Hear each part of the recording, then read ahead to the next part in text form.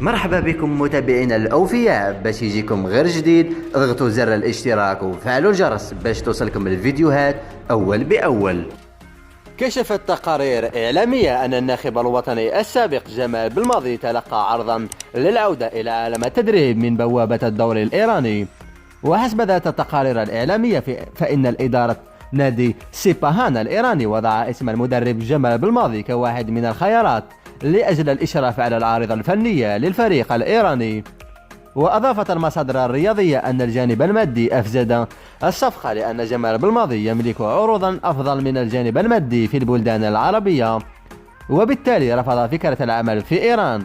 وفي الأخير، إن كنتم من عشاق وزير السعادة الكوتش جمال بلماضي، اضغطوا لايك للفيديو من فضلكم.